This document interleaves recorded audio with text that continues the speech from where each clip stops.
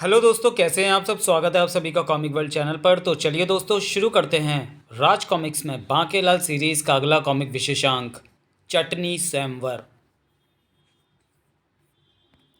संजय गुप्ता पेश करते हैं चटनी स्वयंवर। शिकार राजा महाराजाओं के मनोरंजन का सबसे बड़ा साधन माना जाता है। इससे न केवल उनके निशानों की परख होती है, बल्कि उनकी बहादुरी की चर्चाएं भी आसपास के राज्यों के राजाओं में उनका नाम रोशन करती हैं। बाकीलाल, हम शिकार को तो आ गए, परंतु हम किस जीव का शिकार करें, ये मेरी समझ में नहीं आ रहा। इसमें अधिक क्या सोचना महाराज, वो देखिए खरगोश हैं, बाण चलाइए। अरे, वो तो बड़ा प्यारा है, मैं उस पर बाण नहीं चला सकता। कचर कचर, वाह स्वादिष्ट गाजर। आज विशालगढ़ के राजा विक्रम सिंह भी अपनी पत्नी स्वर्णलता, बांकेलाल एवं अन्य महत्वपूर्ण मंत्रियों दरबारियों के साथ शिकार करने वन में पहुंच गए थे। तो वो देखिए महाराज, टाए टाए तोते। अरे, ये तो बहुत सुंदर है, मैं इन पर बाढ़ नहीं चला सकता। टें टें टें, बच के, नीचे शिकारी हैं। जो भी बाढ़ चलाने की चेष्टा करे उसके मुंह पर बीट कर देना। पक्षियों पर बाढ़ चलाते समय मुंह ऊपर ही रहता है। टें टें टें। महाराज, वो देखिए मोर, उसके पंख आपके कक्ष की सजावट में चार चांद लगा देंगे। इसको कैसे मार सकता हूँ, इसका नित्य इंद्रधनुषी छटा भी घेर रहा है। जंगल में मोर नाचा, किसने देखा किसने देखा। तो फिर वो देखिए मुर्गा बियाँ, बाढ़ चलाइए महाराज, पर उसके बच्चे अनाथ हो जाएंगे। तो फिर वो देखिए महाराज मेढक, परंतु बाकीलाल भला मेढक किस काम आएगा। मेढक अचार बनाने के काम में आता है महाराज, मेढक का अचार बेहद स्वादिष्ट होता है। टर बसंते, इन मानवों के आगे मत तैरना। महाराज, तब आप वहाँ तंबू में चले जाएं, वो मेरा तंबू है, आप वहाँ जाकर मक्खियाँ मारें। तब तक मैं महारानी जी के साथ मिलकर कोई शिकार करता हूँ। बाकीलाल, हमें ऐसा उपवास बिल्कुल पसंद नहीं। अरे, तो जब शिकार करने आए तो शिकार करते क्यों नहीं। महाराज, ये देखिए, बगुले से प्रेरणा लेकर मैंने बिना मछली पकड़ने के कांटे यानी बंसी के मछली पकड़ी।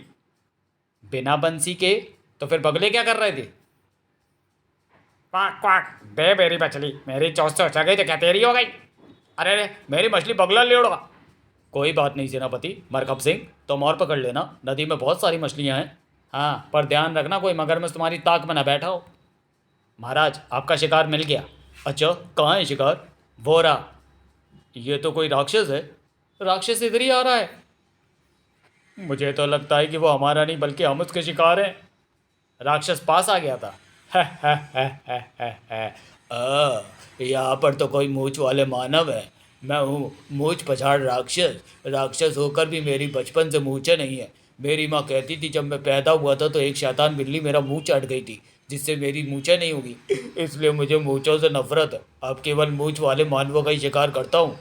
वो मारा, बन गया काम। सबसे लंबी व घनी मूछें महाराज की हैं। सबसे पहला मेरा शिकार बनेगा छोटी मूछ वाला। पहले मैं उसकी मूछ काटूंगा, फिर उसका गला। बाकीलाल, सबसे छोटी मूछ है तो तुम्हारी ही है। मर गया। और ये अपना उसरा तुम्हारी तरफ बढ़ा भी रहा है। तू अपने मुंह पर कपड़ा लपेट ले सेनापति। हे, छोटी मूछ वाले, अब तेरा क्या होगा। ठहरो राक्षस भाई, ये मेरी मूछ नहीं है। तेरे मुंह पर तेरी मूछ नहीं है तो क्या तेरे पड़ोसियों की मूछें होगी हैं। हाँ, मेरे मुंह पर महाराज की मूछें हैं। क्या मतलब। सीधा सा मतलब है, ये मूछें मेरी नहीं महाराज की हैं। और जो महाराज के मुंह पर है वो मेरी मूछें हैं। विशालगढ़ में ऐसे ही मूछें रखने का रिवाज है। हम अपने स्थान पर दूसरे की मूछें रखते हैं। बड़ा अजीब सा रिवाज है, यानी मेरे मुंह पर तेरी मूछें और तेरे मुंह पर मेरी। अब तुम्हारी इच्छा, जिसकी चाहे मूछ काट लो, किंतु गर्दन काटते वक्त ये बात ध्यान रखना। अर्थात तेरे मुंह पर जो ये छोटी मूछें हैं वो महाराज की हैं, और तो मुझे तो तेरी काटनी पड़ेंगी। और गला काटना पड़ेगा तेरे महाराज का, उससे मुझे कोई फर्क नहीं पड़ेगा। महाराज, बाकेलाल ने ये क्या किया, आपके प्राण संकट में डाल दिए। बाकेलाल, अब मैं काटता हूँ तेरी मूछें। कमाल हो गया, इसके मुंह पर उसकी मूछें। काट ले काट ले, मेरी पतली सी मक्खी मूछें तो 2 दिन में उगाएंगी, मगर मोटे की गर्दन कटेगी तो पुनः नहीं उगेगी। लो भाई, मूछें तो कट गई, अब गला कटवाने की बारी तेरी है रे राजा। बाकेलाल, दुष्ट ये क्या किया, महाराज के प्राण संकट में क्यों डाले। वो मारा, किंतु महाराज का गला काटना कोई सरल कार्य नहीं था। खबरदार, वही रुक जा दुष्टनाथ, अन्यथा मेरे बाण तेरे प्राण ले लेंगे। हे कर। और मेरा खंजर भी तेरे प्राण ले लेगा। और मेरी तलवार भी, और हमारे भाले भी। गला काटे बिना नहीं रुक सकता। राक्षस को रुकते न देखकर राजा विक्रम सिंह ने तो दोनों बाण राक्षस पर छोड़ मारे। नहीं मानता तो फिर ले साए। और रानी ने खंजर और सेनापति ने तलवार और सैनिकों ने भाले। राक्षस धड़ाम से नीचे गिरा। अरे ये कमबख्त तो बड़ी सरलता से मारा गया। ये राक्षस था या चींटी? वो मारा। मुबारक हो महाराज, राक्षस मेरी तलवार से मारा गया। मुबारक हो महाराज, राक्षस मेरे खंजर से मारा गया। कमाल है, बाण मैंने चलाए और राक्षस को मारने का दावा तुम दोनों कर रहे हो। राक्षस को तुम में से किसी ने नहीं मारा। राक्षस को मैंने मारा है। तुमने? कौन हो तुम? और राक्षस को तुमने कैसे मारा है? इसे मैंने मारा है। नहीं, इसे तुम में से किसी एक ने नहीं बल्कि मैंने ही मारा है। इस बात का प्रमाण मेरा ये बाण है। यह बाण तो तुम्हारे पास है, भला इससे तुम राक्षस को कैसे मार सकती हो? ऐसे ही एक बाण राक्षस की गर्दन पर लगा है। अभी दूध का दूध और पानी का पानी हुआ जाता है। यदि तुम्हारा बाड़ इसे लगा है तो बाड़ अभी भी इसकी गर्दन में ही धंसा होगा। महाराज, इसकी गर्दन पर वैसा ही तीर लगा हुआ है जैसा इस लड़की के हाथ में थमा है। क्या? और हाँ, मैं केवल लड़की नहीं, मैं काइया नगर की राजकुमारी काई हूँ। और हम हैं राजकुमारी की सखियाँ ही। मगर हमारे शस्त्र राक्षस को क्यों नहीं लगे? आपके शस्त्रास्त्र राक्षस को लग ही नहीं सकते थे, क्योंकि इस राक्षस को यह वरदान प्राप्त था कि कोई आमने सामने रहकर इस पर प्रहार नहीं कर सकता। इसको पीछे से ही मारा जा सकता था। देखो, भूमि पर पड़ा है रानी जी का खंजर। आपके छोड़ो दोनों बाण पता नहीं कहाँ गए, और सेनापति की तलवार तो अभी भी उनके हाथ में है, और उस पर राक्षस का रक्त भी नहीं लगा है। अरे हाँ सेनापति, इस पर तो किसी चूहे का रक्त भी नहीं लगा है। ये ठीक कह रही है। राक्षस को इसी ने अपने बाण से मारा है। तुमने राक्षस से हमारे प्राण बचाए, हम तुम्हारे कृतज्ञ हैं। सखियों, इनको भी दे दो। जो आज्ञा राजकुमारी जी। महाराज, कृपया निमंत्रण पत्र स्वीकार करें। ये कैसा निमंत्रण पत्र है? ये मेरे स्वयंवर का निमंत्रण पत्र है। मैं स्वयं जा जाकर दे रही हूँ। मैं यही तो देने आई थी। किंतु ये मेरे किसी काम का नहीं। मेरी तो शादी हो चुकी है। इस बात से कोई फर्क नहीं पड़ता महाराज कि आपकी शादी हो चुकी है। स्वयंवर में बहुत से शादीशुदा व्यक्ति भी हिस्सा लेंगे, और स्वयंवर की शर्तों को पूर्ण करने वाले किसी भी वीर योद्धा, कुशाग्र मस्तिष्क बलिष्ठ राजा, राजकुमार या साधारण कुल के व्यक्ति को प्राप्त होंगी मैं और मेरा पूरा राज्य। पूरा राज्य? अच्छा, तो हम चलते हैं। फिर कब मिलोगी? स्वयंवर में। वाह, कितनी सुंदर व निर्भीक राजकुमारी है। हाँ, ऐसे भयानक वन में अकेली भी चल रही है। किंतु बाकीलाल, तुमने तो हमें राक्षस के हाथों मरवाने में कोई कसर नहीं छोड़ी थी। वो मैं महाराज। तुम्हें अपनी सफाई शीघ्र देनी होगी, अन्यथा दंड भुगतने को तैयार रहना। तत्पश्चात सब वापस लौट पड़े। वाह, ये तो स्वर्ग से उतरी अप्सरा के समान सुंदर थी। प्रबंध मंत्री, तुम मुस्कुरा मत। मुझे पता है तू क्या सोच रहा है। नारा मंत्री, सोच तो तू भी वही रहा है जो प्रबंध मंत्री सोच रहा है। और मैं भी। सुंदर राजकुमारी के साथ संपूर्ण राज्य भी। सभी महल में लौट तो आए, किंतु किसी का भी मन किसी कार में नहीं लग रहा था। अरे क्या कर रहे हो चारा मंत्री? सारा चारा एक ही घोड़े के आगे क्यों डाल रहे हो? कल मैंने घोड़ देवता का व्रत रखा था और आज पेड़ पर भोजन मिल रहा है, इसे कहते हैं भाग्य। महल में हर किसी का यही हाल था। खान पान मंत्री, तुम्हारा ध्यान किधर है? खीर में शक्कर के स्थान पर नमक क्यों डाल रहे हो? मुझे तो हर वस्तु में मीठा ही मीठा दिखाई दे रहा है। हर जगह कुछ हो रहा था। प्रबंध मंत्री, रात में घोड़े के स्थान पर भैंस क्यों जोत रहे हो? क्या ये भैंस है? वाह, इसने तो रथ को भैंसा बगाड़ी बना दिया, और मैं समझ रहा था कि मैं राजकुमारी का हाथ पकड़कर उसे डोली में बिठा रहा हूँ। अरे बाकेलाल, मैं तुम्हें ही ढूंढ रहा था और तुम यहाँ तितली पकड़ रहे हो। हाँ, पकड़ तो रहा था, मगर तितली फंसी नहीं। बाकेलाल, मैं चाहता हूँ कि महारानी राजकुमारी काई के संवर में हिस्सा लें। तुम्हारा क्या विचार है? विचार तो नेक है, किंतु महाराज इसके लिए कदापि तैयार नहीं होंगे। उनको इस स्वयंवर के लिए तैयार करने का काम ही तो हमें करना है। मैंने दूसरे मंत्रियों दरबारियों को भी इस कार्य को अंजाम देने को राजी कर लिया है। आइए मेरे साथ। तब हुई वह विशेष बैठक। ये आप लोग सब लोग मुझे कैसा प्रस्ताव दे रहे हैं? भला मैं इस स्वयंवर में कैसे हिस्सा ले सकता हूँ? क्यों भला आप इस स्वयंवर में क्यों हिस्सा नहीं ले सकते? क्योंकि मेरा विवाह हो चुका है। मेरा एक पुत्र है मोहक सिंह, जो गुरुकुल में शिक्षा प्राप्त कर रहा है। मैं दूसरी के बारे में सोच भी कैसे सकता हूँ? लोग क्या कहेंगे? आपके चेहरे की यह मधुर मुस्कान बता रही है महाराज कि आप केवल लोक लज्जा के भय से ही स्वयंवर में हिस्सा लेना नहीं चाहते। हाँ, अब वो तो है महामंत्री, एक राजा को सब कुछ देखना पड़ता है। फिर मेरी उम्र तो देखो, 25 का हो गया हूँ। ये उम्र कोई स्वयंवर में हिस्सा लेने की है? क्षमा करें महाराज, आपने अपनी उम्र 7 साल अधिक बता दी है। महाराज, स्वयंवरों में हिस्सा लेने का उम्र व पहले विवाह से कोई संबंध नहीं होता। स्वयंवर में हिस्सा लेना एक राजा के लिए गौरवशाली विषय है। स्वयंवर वास्तव में एक प्रकार का शक्ति प्रदर्शन ही है और बड़े बड़े राजा महाराजा स्वयंवर में हिस्सा लेते हैं। स्वयंवर का निमंत्रण अस्वीकार करने वाले राजा को कायर समझा जाता है और अन्य राज्य व राजाओं पर उसकी शक्ति का विपरीत संदेश जाता है। आपको स्वयंवर में हिस्सा लेना ही होगा महाराज, यह राज्य की अस्मत का प्रश्न है।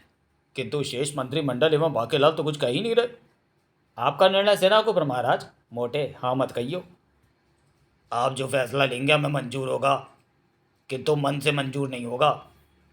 जब आप सभी मेरे सामने इस प्रस्ताव को लेकर आए हैं तो फिर भला मैं कैसे इनकार कर सकता हूँ। मैं स्वयंवर में जाने को तैयार हूँ। अरे मोटा तो वाकई में तैयार हो गया। नहीं, ये नहीं हो सकता। राजकुमारी काई के स्वयंवर में केवल मैं जाऊँगा। विशालगढ़ का राजा बनने का ये मेरे लिए सुनहरा अवसर है। राजकुमारी के स्वयंवर के विजेता को मिलेगा काइया नगर। काइया नगर का राजा बनते ही वहाँ की सेना मेरे हाथ में होगी।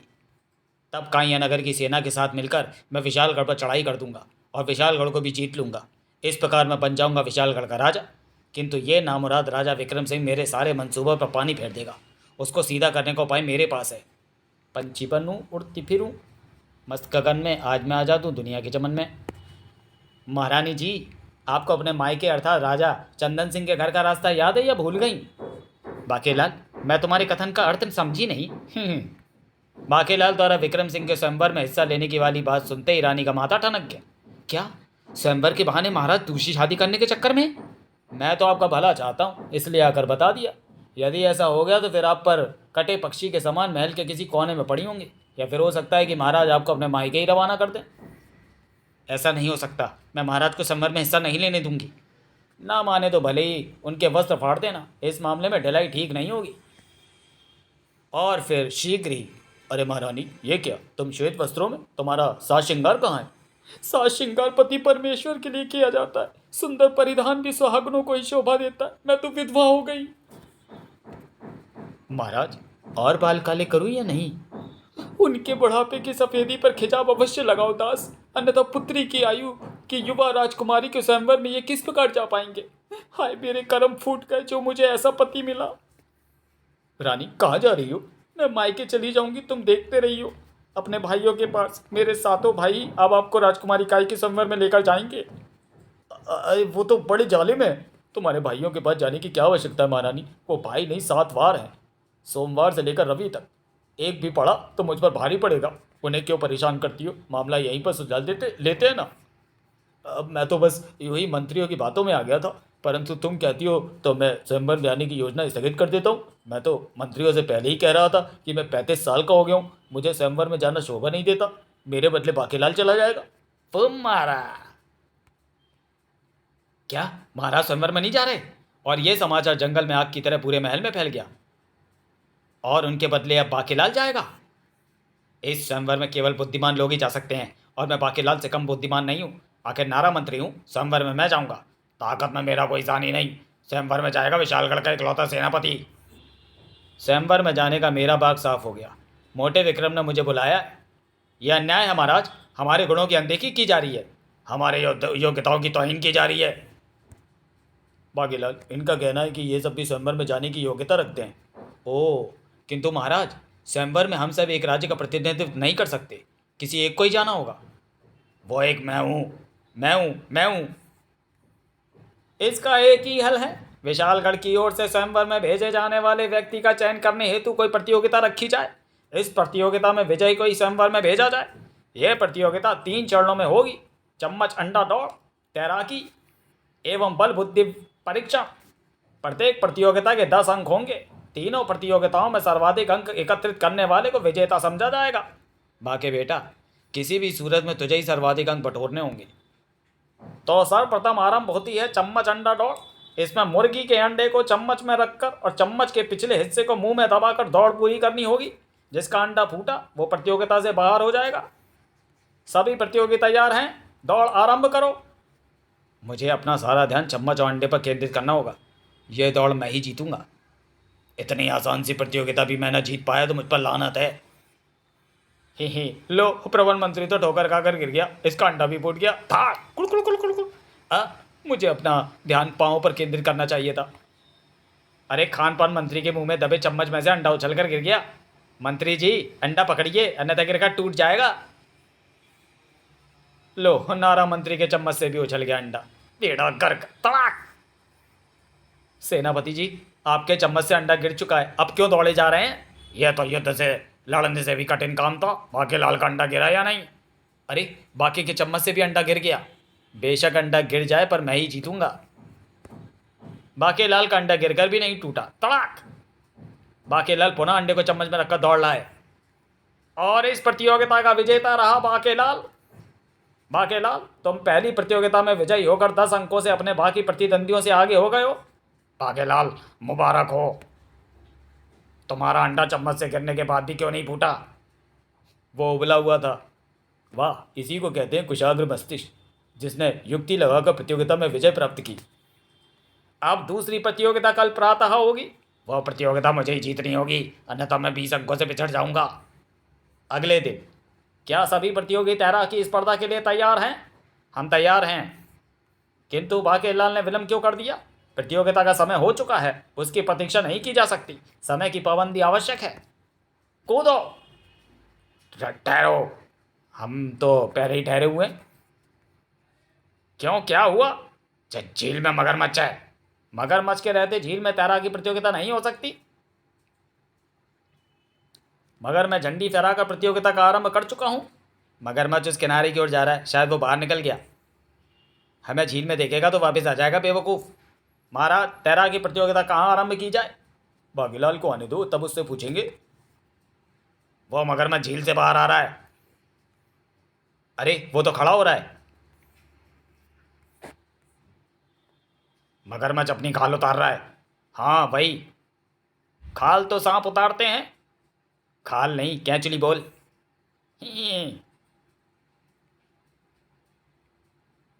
और वो बाकीलाल है। मगरमच्छ की खाल में बाकीलाल। बाकीलाल भी वहाँ पहुँचा। महामंत्री जी, झंडी दिखाते ही कोई और प्रतियोगिता के लिए झील में क्यों नहीं कूदा? बाकीलाल, वो झील में मगरमच्छ देखकर हम समझे। अरे वो तो मैं था। मैंने सोचा जब पानी में तैरना ही है तो जलीय जीव का वेश धरकर तैरूं। वाह, इस हिसाब से तो बाकेलाल ही तैराकी प्रतियोगिता का विजेता है, क्योंकि वही मेरी झंडी दिखाते ही तैरा। बाकेलाल, मुबारक हो। द्वितीय प्रतियोगिता में भी तुम विजयी होकर दूसरे प्रतियोगियों से 20 अंक आगे हो गए हो। धन्यवाद महामंत्री जी। और अब तृतीय प्रतियोगिता की कोई आवश्यकता नहीं रही, क्योंकि यदि कोई अन्य प्रतियोगी ये प्रतियोगिता जीत भी लेता है तो उसे केवल 10 अंक ही प्राप्त होंगे और वो बाकेलाल से निश्चित रूप से 10 अंक पीछे होगा। वो मारा। क्यों सेनापति, क्या अभी तुम्हें बाकेलाल की योग्यता पर कोई संदेह है? जी नहीं महाराज, स्वयंवर में बाकेलाल ही जाएगा। फिर निश्चित दिवस पर बाकेलाल चल पड़ा काइया नगर की ओर। बाकेलाल, स्वयंवर जीत कर ही लौटना। अब काइया नगर और फिर विशालगढ़ का राजा बनेगा बाकेलाल। तीव्र गति से घोड़ा दौड़ाता हुआ बाकेलाल जा पहुंचा काइया नगर। मैं विशालगढ़ से आया हूँ, ये रहा निमंत्रण पत्र। आप स्वयंवर स्थल की ओर प्रस्थान कर सकते हैं। सेविकाएं बाकेलाल को उसके तंबू में छोड़ गई। कल प्रातः ही स्वयंवर आरंभ होगा। स्वयंवर की शर्त क्या होगी? दूसरे दिन प्रातः स्वयंवर स्थल पर सभी प्रतियोगी एकत्रित हो चुके थे। राजकुमारी काई की जय हो। स्वयंवर आरंभ किया जाए। स्वयंवर की प्रथम शर्त है मत वृक्ष की टहनी को काटना। यह वृक्ष बुद्धि का वृक्ष है। यह बुद्धिदाता है। इसकी पत्तियों को आंखों से लगाने पर बुद्धि का विकास होता है। और ये जो तुम्हारे सामने खड़ा है, यही है वह वृक्ष। अरे ये तो बड़ी आसान सी शर्त है। स्वयंवर के प्रतियोगी मत वृक्ष की टहनियाँ काटने में जुट गए। तड़ाक कड़ाक। बाकेलाल जी, स्वयंवर में आए सभी अतिथि प्रतियोगी मत वृक्ष की टहनियाँ काट रहे हैं, किंतु आप चुपचाप क्यों खड़े हैं? क्या आपको स्वयंवर की प्रथम शर्त पूर्ण नहीं करनी? स्वयंवर से जुड़ी किसी भी वस्तु, प्रक्रिया या शब्दों को मैं सरल नहीं मानता। आपने जो आदेश प्रतियोगियों को दिया है वो बहुत ही सरल है, तो मैं यही सोच विचार कर रहा हूँ कि इसमें स्वयंवर की शर्त वाली कठिनाई क्या है। अर्थात मैं शर्त की गूढ़ता या रहस्य को खोजने की चेष्टा कर रहा हूँ राजकुमारी जी। यदि स्वयंवर की सभी शर्तें इतनी सरल होंगी तो ये स्वयंवर मैं ही जीतूंगा। चटाक कड़ाक। सभी प्रतियोगियों ने स्वयंवर की उस शर्त को कुछ ही पलों में पूरा कर दिया। राजकुमारी जी, हम टहनियाँ ले आए। ओह, तुम्हें कहा गया था मत वृक्ष की टहनी को काटना स्वयंवर की प्रथम शर्त है, और आप सबने पूरी कर दी। किंतु अभी एक प्रतियोगी सोच विचार ही कर रहा है और वो है बाकेलाल। जब तक बाकेलाल भी प्रतियोगिता की शर्त पूरी नहीं कर देता तब तक इस प्रतियोगिता का विजेता घोषित नहीं किया जा सकता। क्यों बाकेलाल, तुम्हें सोच विचार के लिए अभी कितना वक्त चाहिए? एक पल भी नहीं। मैं तो स्वयंवर की शर्त पूरी भी कर चुका। मत वृक्ष की टहनी कब काटी? क्या, कब? राजकुमारी जी, आप चाहें तो इस प्रतियोगिता का परिणाम घोषित कर दें। ठीक है बाकेलाल, मैं परिणाम की घोषणा करती हूँ। स्वयंवर की प्रथम प्रतियोगिता का विजेता बना विशालगढ़ का बाकेलाल। क्या, बाकेलाल? हाँ, किंतु बाकेलाल ने तो मतवृक्ष की टहनी भी नहीं काटी। यह सच है कि बाकेलाल ने मतवृक्ष की टहनी नहीं काटी, किंतु यही तो स्वयंवर की शर्त थी। आप सब प्रतियोगियों ने स्वयंवर की शर्त को ठीक से सुना नहीं था। शर्त थी मतवृक्ष की टहनी को काटना, अर्थात वृक्ष की टहनी को मत काटना। और बाकेलाल टहनी को ना काटकर स्वयंवर की प्रथम शर्त का विजेता बन गया। मुबारक का मुबारक।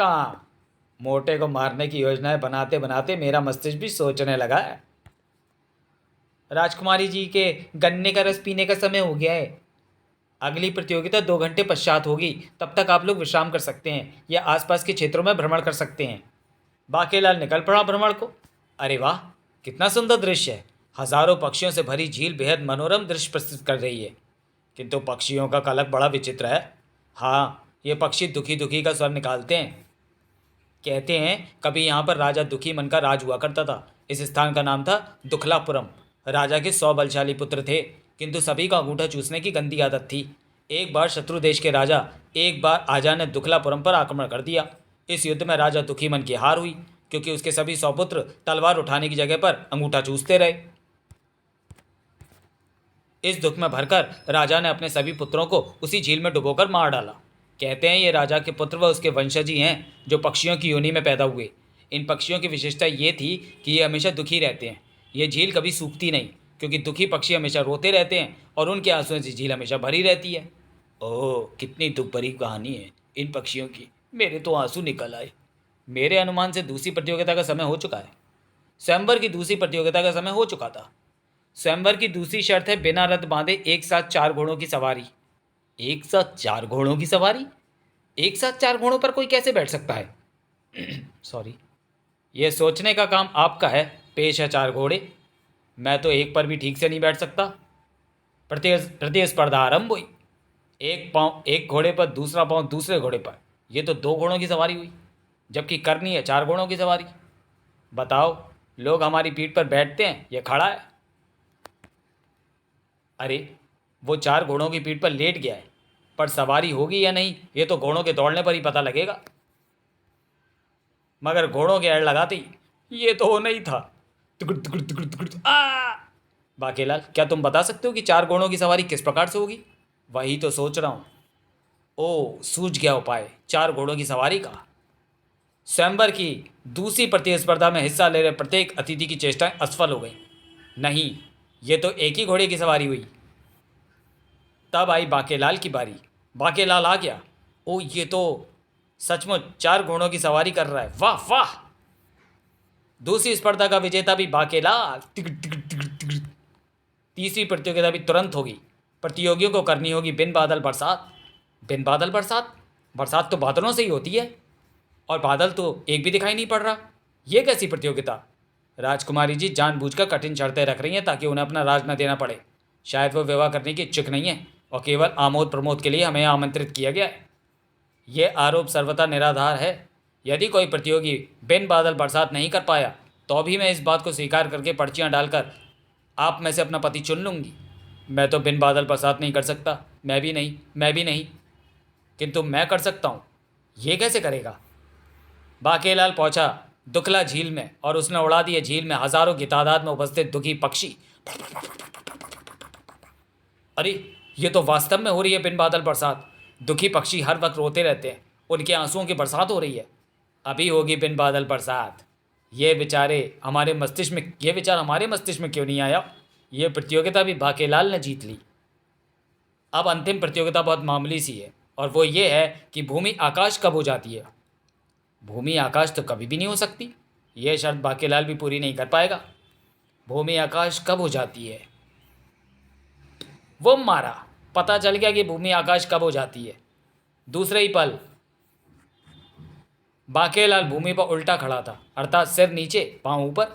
आकाश हमारे सिर पर होता है, लो हो गई भूमि आकाश। वाह वाह, बाकेलाल ने स्वयंवर जीत लिया। बाकेलाल, वरमाला मैं आपको पहनाती हूँ, आज से आप मेरे पति हो। पुष्प वर्षा करो। और ये रहे कांयानगर राज्य के वैधानिक कागजात। इसमें लिखा है कि आज से इस राज्य के राजा आप हैं। तो क्या मैं राजा बन गया? हाँ, किंतु केवल एक रस्म के पश्चात। अब मुझे प्रतीक्षा है उस रस्म की। कौन सी रस्म? उसे भी शीघ्र ही पूरा कर लो ना राजकुमारी।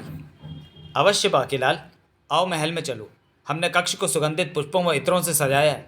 अरे परंतु वो सभी अतिथि प्रतियोगी एकाएक कहाँ चले गए? एक भी दिखाई नहीं पड़ रहा। लगता है सब चले गए।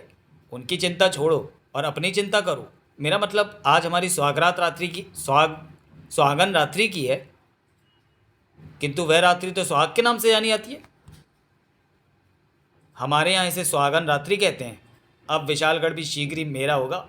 ओह, मुझे तो विश्वास ही नहीं हो रहा कि मैंने राजकुमारी के स्वयंवर की कठिन शर्तों को कितनी सरलता से पूर्ण करके स्वयंवर को जीत लिया। आखिर मेरा मस्तिष्क अचानक इतनी तेजी से कैसे सोचने लग पड़ा। अगले दिन प्रातः ही बाकेलाल को वह खुशखबरी सुनने को मिली। मुबारक हो महाराज। महाराज? ओह, मैं तो भूल ही गया था कि अब यहाँ का राजा मैं हूँ। ये कैसी मुबारकबाद है सेविकाओं। प्रसन्नता का समाचार है, आप पिता बनने वाले हैं। क्या पिता? किंतु अभी कल रात ही तो मेरा विवाह राजकुमारी से हुआ है। एक ही रात में पिता? हमारे यहाँ एक ही रात में पिता बन जाते हैं। तुम्हारे यहाँ क्या मतलब? नहीं, ये तो हो ही नहीं सकता। इसमें अवश्य कोई भेद है। भेद ये है स्वामी कि हम चुड़ैले हैं, अर्थात चटनी चुड़ैले, और मैं हूँ चटनी चुड़ैला की राजकुमारी काई। चटनी चुड़ैले? तो क्या मेरा विवाह चटनी स्वयंवर में एक चुड़ैल से हुआ है? अरे ये क्या कर रही हो? मुझे बंदी क्यों बना रही हो? यह बंदी रस्म है। विवाह के पश्चात चुड़ैलों की एक रस्म, पूत पैदा तक आपको बंदी बनाकर रहना होगा। पूत पैदा? ये कैसी रस्म है? प्रिय प्राणेश्वर, इस रस्म के विषय में आपको उसी क्षण बताया जाएगा। बेटा बाकेलाल, इन्होंने तो तुझे कुत्ते के समान बांध दिया है। हुड़ तेरा की होगा। महाराज के लिए दूध लाओ। ले मोती, मेरा मतलब श्रीमान बाकेलाल जी, कृपया कर दूध ग्रहण करें। बाकी ये किस संकट में फंस गया तू? वो भला क्या होगी पूत पैदा रस्म, और तब तक ये मुझे बंदी बनाकर क्यों रखेंगे? बाकी बेटा, पूत पैदा रस्म से पूर्व ही तुझे इस कैद से निकलना होगा। चप चप। उसी शाम। मुबारक हो प्रियवर, पूत पैदा हो चुका है। आप पिता बन चुके हैं और मैं माता। अब इस रस्म की पूर्ति का समय आ गया है। क्या मैं संसार का प्रथम पिता हूँ जो विवाह के एक दिन पश्चात ही पिता बन गया? प्रियवर, हमारे यहाँ पूत पैदा होते ही पति चट का रिवाज है, अर्थात हम चटनी चुड़ैलें अपने पति को चट कर जाती हैं। कांयानगर में पति नाम की चीज़ नहीं मिलती। हमारे यहाँ पे वंशवृद्धि के लिए विवाह तो किया जाता है, किंतु पुत्र पैदा होते ही पति को स्वयं पत्नी ही चट कर जाती है। बाकेलाल ने उछलकर चटनी चुड़ैल का गला दबोच लिया। तुमने मुझे रस्सी से तो बांध दिया, परंतु किसी भी संकट से बचने के लिए जो तेज धार चाकू मैं अपने साथ लाया था उसे तुमने मेरे पास ही छोड़ दिया। चाकू से रस्सी काट कर मैं आज़ाद हो गया। अब तू पति चट नहीं करेगी, मैं पत्नी को चट करूंगा। खचाक, बचाओ! राजकुमारी की दर्दनाक चीख सुनते ही अन्य चुड़ैलें भीतर आ गईं और अरे ये क्या, पति चट के स्थान पर पत्नी चट हो गई। बाप रे, इतनी चुड़ैलों का सामना किस प्रकार करूंगा। इसी के साथ चुड़ैलें हो गई भस्म, भस्मीभूत। हमारी राजकुमारी में ही हमारे प्राण बसे थे, उनकी मृत्यु के साथ ही हम भी भस्म हो रही हैं। आ! बाकेलाल के अपनी आंखों पर विश्वास नहीं हो रहा था। वो मारा, सारी चुड़ैलें मारी गई। हाँ बाकेलाल, और हम भी इनके आंसू भरी हैं। ये जीवन की राहें नामक जादू से मुक्त हो गए। आप कौन हैं? हम इस देश के वासी हैं जिस देश में छिछोरे रहते हैं। हे, अर्थात हम छिछोरा नगर के वासी हैं। मैं छिछोरा सम्राट छेड़ू राज हूँ। हमारे यहाँ छिछोरा शब्द शराफत के लिए प्रयुक्त किया जाता है। अपने राज्य के सबसे बड़े शरीफ व्यक्ति को हम छिछोरा की उपाधि प्रदान करते हैं। चुड़ैलों की राजकुमारी मानव वेश में यहाँ आई तो हमने उसको भी यही उपाधि दी थी, किंतु उसने हमें धोखे से पंछी बनाकर दुकलापुरम के पंछियों के साथ दुकला झील में कैद कर दिया। हम भी उन्हीं पक्षियों में शामिल थे, बाकेलाल, जिन्होंने बिन बादल बरसात की थी। चटनी चुड़ैलों के मरते ही हम उसके जादू से मुक्त हो गए। अब हम तुम्हारे लिए एक ऐसा कार्य करने को बाध्य हैं जिसमें चाहे तुम्हारे प्राण भी चले जाएं। यदि तुम्हारा ऐसा कोई कार्य अटका हुआ है तो हमें शीघ्र बताओ, क्योंकि इस समय पप्पू योग चल रहा है। हम जो भी करेंगे उसमें हमें सफलता प्राप्त होगी। ओह, ये बात। तो फिर अतिशीघ्र विशालगढ़ पर आक्रमण करने के लिए तैयार हो जाओ। अप्पा तैयार है। पप्पू योग जिंदाबाद। बाकेलाल छिछोरों की सेना के साथ विशालगढ़ आ पहुंचा। उसकी खबर सेनापति को लग गई। महाराज, महाराज, बाकेलाल ने विचित्र लोगों की सेना के साथ विशालगढ़ पर आक्रमण कर दिया है। क्या बाकीलाल ऐसा क्यों कर रहा है? राजा विक्रम सिंह को राजा का कर्तव्य तो निभाना ही था। मारो मारो, बाकीलाल को युद्ध का उत्तर दो। अब समझ में आ गया कि बाकी की नीच था। बाकीलाल ने पहले भी मूंछ का चक्कर चलाकर महाराज के प्राण संकट में डाल दिए थे, किंतु इससे पहले कि युद्ध हो पाता। अरे बाप रे, कौन आ गया? मैं आपका ही पुत्र गुलगुली हप्पा हूँ पिताजी, जो कल रात पैदा हुआ था। हम चुड़ैलों के पुत्र बज्जात कहलाते हैं और बहुत शीघ्रता से युवा हो जाते हैं। आपने मेरी माँ को मारा है, आज मैं आपसे अपनी माँ की हत्या का प्रतिशोध लूँगा, गुली गुली हप्पा। अब गुली गुली हप्पा के हाथों मुझे कौन बचाएगा? इसको मारना हमारे वश में नहीं है, क्योंकि हम तुम्हारा एक ही अटका हुआ कार्य कर सकते थे, और वो कार्य विक्रम सिंह से युद्ध है। तभी ये बाढ़ किसने मारा? और ये मुझे भी लग गया। खचाक। ये बाढ़ मैंने चलाया है। रानी सोडलता, तुमने बाढ़ क्यों चलाया? दुष्ट बाकीलाल के को मर क्यों नहीं जाने दिया? इसने विशालगढ़ पर आक्रमण का दुस्साहस किया है। नहीं राजन, बाकीलाल ने कुछ गलत नहीं किया। उसने तो जो कुछ किया अपनी प्रजा विशालगढ़ की भलाई के लिए किया। अब कौन है? मैं बुद्धि देवता का सहयोगी देव बल बुद्धि हूँ। वास्तव में बाकीलाल के द्वारा मूछ का चक्कर चलाने के पश्चात जब राक्षस मूछ पछाड़ आपका वध करने आपकी ओर बढ़ा तो आपने उस पर बाण छोड़े थे। वे बाण उसी समय मेरे प्राणों के लिए संकट बने खड़े संकट केतु नाम के राक्षस को जा लगे थे, जिससे मेरे प्राणों की रक्षा हो गई। इसलिए स्वयंवर में मैंने विशालगढ़ को विजेता बनाने के लिए बाकीलाल की बुद्धि इतनी तीव्र कर दी कि वह स्वयंवर की सभी शर्तों को पूर्ण करता चला गया। और इस दुष्ट चुड़ैल पुत्री गुली हप्पा की मृत्यु ऐसी स्त्री के हाथों होने लिखी थी जिसके कारण इसके बाप से इसकी माँ का विवाह हुआ, और वो स्त्री रानी स्वर्णलता ही है। यदि बाकीलाल रानी जी को आपके खिलाफ ना भड़काता तो आप ही स्वयंवर को जाते, और इस वक्त आपको गुली गुली हप्पा के हाथों कोई भी ना बचा पाता। ओह, तो ये बात थी। किंतु फिर बाकीलाल सारी सेना लेकर युद्ध करने क्यों आया? यदि बाकीलाल ऐसा कदम ना उठाता तो ऐसे हालात भी ना बनते कि रानी जी स्वयं ही आकर गुली गुली हप्पा पर बाण चलाएं। हाँ, मैंने सोचा कि बाकीलाल के कारण ही मेरे घर में सौतन आने से बच गई। इस कारण मुझे अपने कर्तव्य का बोध हुआ और मैं बाकीलाल की रक्षा को चली आई। बेड़ा गर्क। होड़प्पा चल दे हैं यहाँ। फिर बाकीलाल, तुम्हें ये सारी बातें पता कैसी चली कि ऐसा करने से वैसा होगा और वैसा करने से ऐसा ही? देवपुच्ची महाराज, शिव जी की भविष्यवाणियों ने मुझे ये सब करने को प्रेरित किया। बोलो बाकीलाल की जय। तत्पश्चात छिचोरी भी लौट गए। अरे फूटी किस्मत। समाप्त। तो चलिए दोस्तों, वीडियो को यहीं समाप्त करते हैं और मिलते हैं बाकीलाल सीरीज के अगले कॉमिक विशेषांक देवराज इंद्र में। तब तक के लिए धन्यवाद।